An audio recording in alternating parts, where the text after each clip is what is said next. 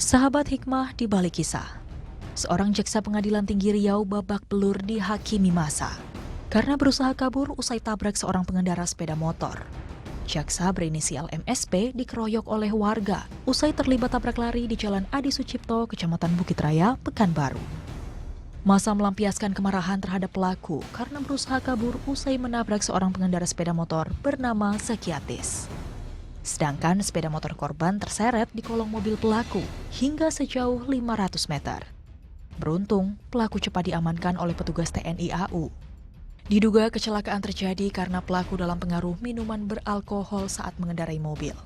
Peristiwa bermula saat pelaku melaju dari arah Soekarno-Hatta menuju Jalan Adi Sucipto, sementara korban dari arah berlawanan. Tiba-tiba mobil yang dikendarai pelaku mengarah ke kanan, lalu menabrak sepeda motor korban. Jika terbukti bersalah, pelaku yang menjabat sebagai kasih eksekusi pidana khusus dan eksaminasi Kejati Riau ini akan mendapat sanksi tegas dalam pencopotan jabatan. Kondisi korban tabrak lari mengalami patah tulang pada bagian kaki kiri dan bahu kiri, serta luka lebam pada bagian wajah.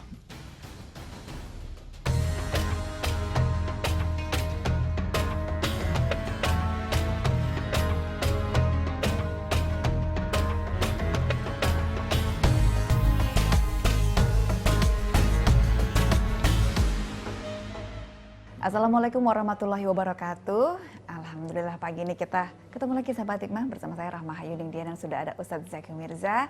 Ustadz, kasus tabrak lari yang barusan kita tonton tadi mungkin itu semakin menarik perhatian publik karena ternyata pelakunya adalah seseorang dengan profesi jaksa. Orang yang paham hukum gitu kan Ustadz ya. Nah mungkin ini juga jadi pertanyaan Ustadz, bagaimana Islam memandang gitu peristiwa seperti ini ada peristiwa yang ya intinya melawan hukum tapi justru dilakukan oleh orang yang ngerti hukum. Yang ngerti hukum. Memang apapun kalau ujung-ujungnya lari nggak bagus ya. Tabrak lari, ya kawin lari. Oh iya nggak bagus. Kan gitu ya. Iya benar. Jadi memang orang berilmu itu belum tentu beradab. Orang yang mengerti belum tentu menyadari. Kenapa?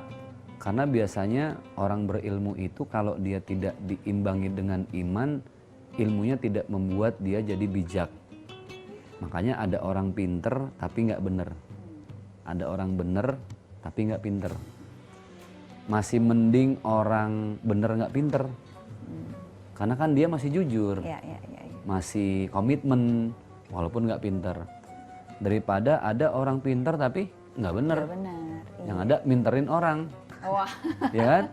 Iya benar-benar. Maka yang bagus itu adalah ketika ada orang yang dengan pinter dia jadi bener. Ini kan dia ngerti hukum, pinter dong. Nggak mungkin dong kalau nggak pinter bisa jadi. Sekolah dulu. Betul. Tahu ilmunya berarti. Nah, tapi ketika dia tidak menjadi benar, maka ilmunya menjadi sia-sia.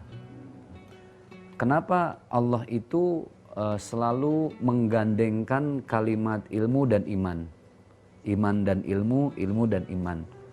Sama juga ketika Allah menggandengkan kalimat sholat dengan zakat. Wa aqimus shalah wa atuz zakat. Dirikanlah sholat dan tunaikanlah zakat. Artinya jangan cuma mendirikan sholat tapi lihat dong tetangga sebelah tuh kelaparan gitu. Sama.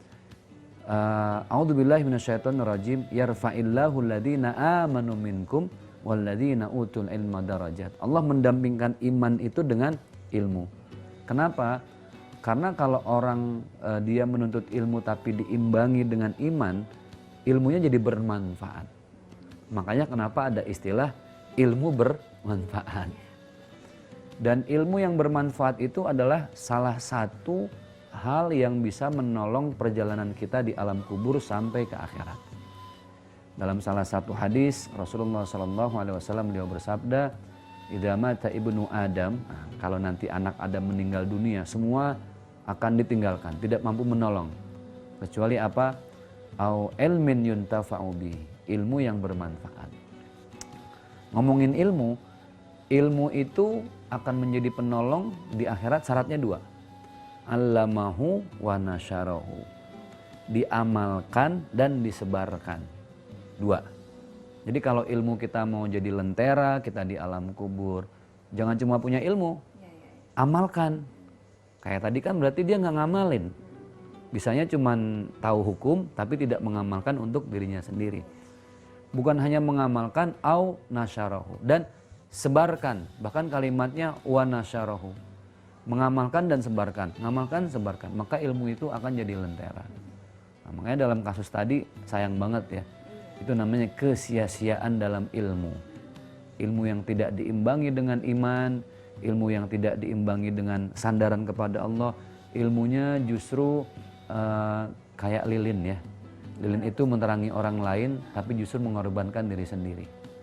Ya, mudah-mudahan kisah tadi membawa hikmah buat kita. Jangan cuma sibuk nuntut ilmu, tapi lupa untuk menyebarkan dan mengamalkan ilmunya. Kita tuh nggak boleh lupa untuk selalu punya inisiatif untuk minta nasihat berarti ya Ustadz ya. Iya, betul. Nasihati diri sendiri. Nah, Ustadz, bisa jadi nih ya, kemudian akhirnya ilmu yang harusnya bermanfaat itu nggak sia-sia kalau saja tadi misalnya si pelaku tidak mengkonsumsi minuman beralkohol.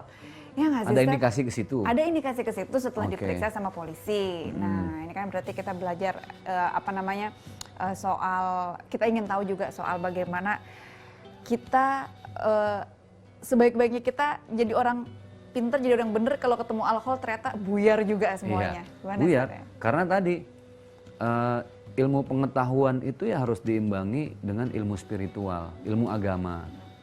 Nah, makanya ilmu tanpa agama dia bisa menjadi buta, kan gitu. Science without religion is blind, katanya begitu. Saya ngapalinnya berapa hari itu kemarin ya, gitu. Agama tanpa ilmu dia pincang. Jadi memang harus saling support, saling mendukung. Ada simbiosis mutualis, harus saling bersinergi satu dengan yang lainnya.